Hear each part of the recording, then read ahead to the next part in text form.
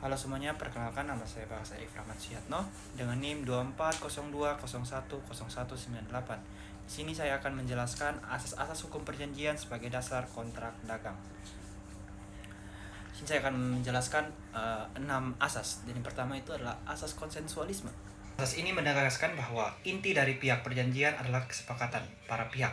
Selama ada kata sepakat, cakap, objek tertentu, dan sebab yang halal, maka perjanjian tersebut sah dan mengikat. Dan yang kedua ada asas kebebasan berkontrak.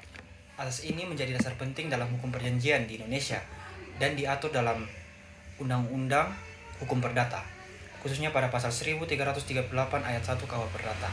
Asas ini, kebebasan berkontrak, memberi ruang bagi para pihak untuk mengatur sendiri hubungan hukum, tetapi tetap berada dalam koridor hukum, kesusilaan, dan ketertiban umum.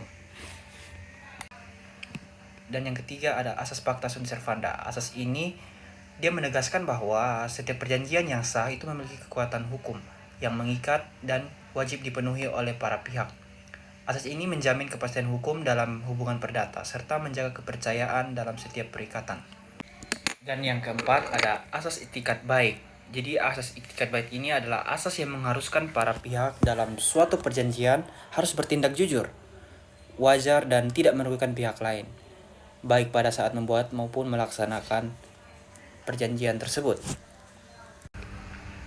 Jadi asas itikat baik ini menegaskan bahwa perjanjian tidak hanya dilihat dari teks atau kata-kata yang tertulis, tapi juga harus dari sikap yang jujur, wajar, dan adil para pihak dalam melaksanakannya. Asas ini menjaga keseimbangan dan keadilan dalam hubungan hukum perdata.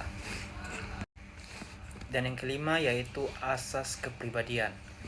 Asas kepribadian adalah asas yang menyatakan bahwa suatu perjanjian hanya mengikat para pihak yang membuatnya dan tidak berlaku bagi para pihak ketiga.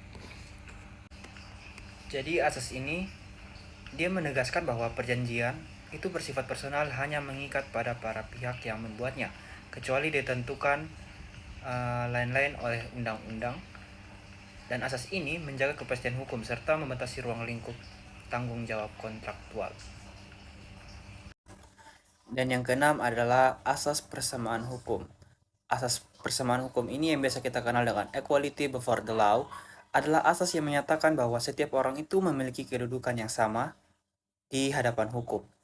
Asas ini dia menegaskan bahwa hukum itu berlaku bagi semua orang, tidak boleh ada diskriminasi atau perlakuan khusus dalam penerapan hukum. Asas ini menjadi fondasi penting dalam mewujudkan keadilan dan kepastian hukum yang ada di Indonesia. Sekian presentasi dari saya. Jika ada kesalahan mohon dibicarakan baik-baik, bukan malah pergi mencari yang lebih baik. Hidup sendiri tanpa kekasih. Sekian dan terima kasih. Bye-bye.